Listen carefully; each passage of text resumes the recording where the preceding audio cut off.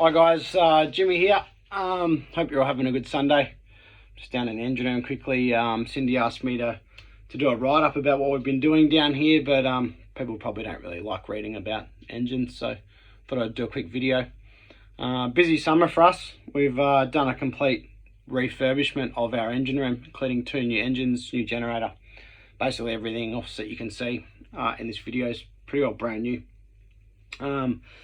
So with a few reasons for this. Look, the boat's always been awesome mechanically, but they stopped making the engines that were in it a while ago. The engines were built in 2003, so getting a bit of age on them. When they stopped making them, it's now made it really hard to get parts for the old motors, so it's a bit of a risk factor for us, which makes it a bit of a risk factor for you guys. So we bit the bullet, chucked some new engines in it, so that we can be as sure as we possibly can that we're always going to be able to get you guys out there amongst it, and aren't going to have any mechanical issues or dramas and hold-ups if we do need a part or something like that. So I'll give you a quick tour around. Not normally a sort of video that you'd get from a tourism company, but it is the most important part of the boat in my eyes. I guess without this running properly, you guys won't be going anywhere. So I'll have a quick look around. Spin the camera around. The camera work's not that good. Lucky I'm not taking the photos on the Whale Shark tour. But 2 new main engines, Fiat FPT 16s, 1000 horsepower each, derated to 815 horsepower, from Italy. Beautiful motors, very efficient, the latest and greatest in sort of emissions technology, horsepower.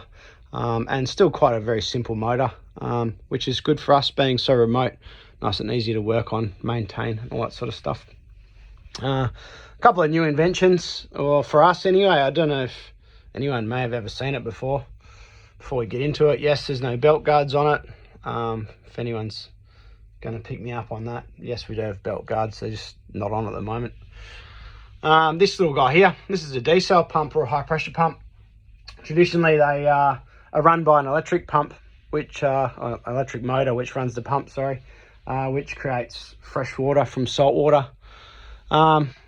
Normally, you've got to run one of those guys down the back there, generator, to power one of these guys here. But I thought, well, we've got a 1000 horsepower motor sitting here.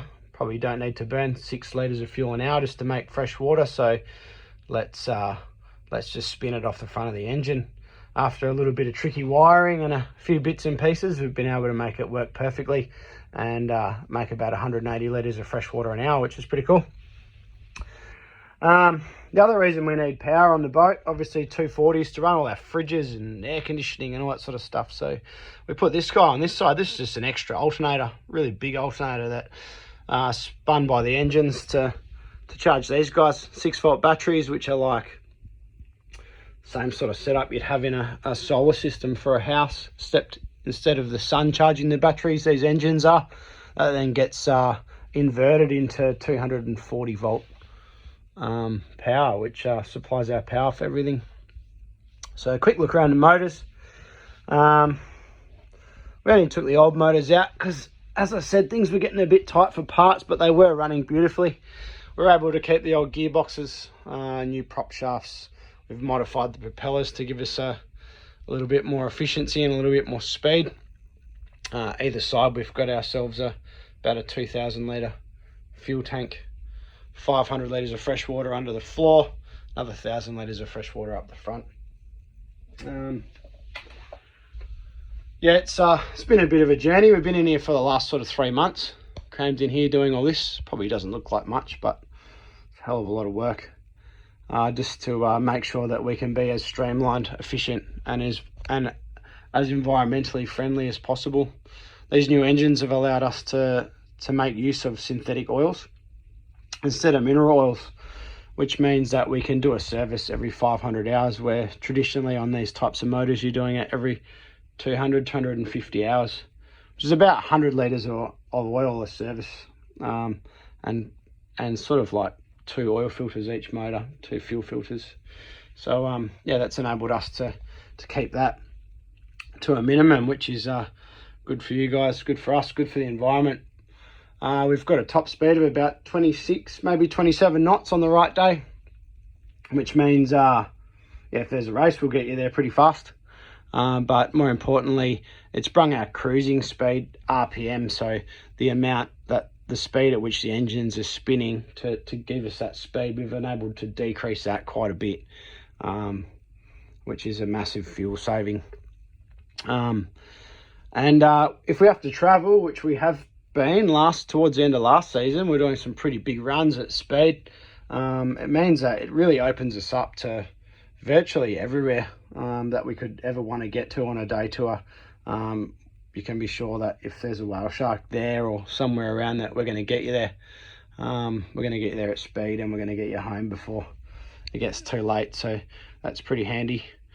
Most important part of the boat in my eyes. Look, yeah, without this, we're not going anywhere. So you guys can have a quick look down here, a perspective you wouldn't normally get to see, and be confident that you guys are going on a boat that's maintained meticulously, and as good for the environment as it can be.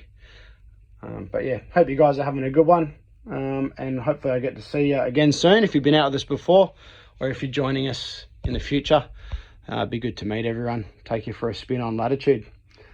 Cheers guys, have a good one.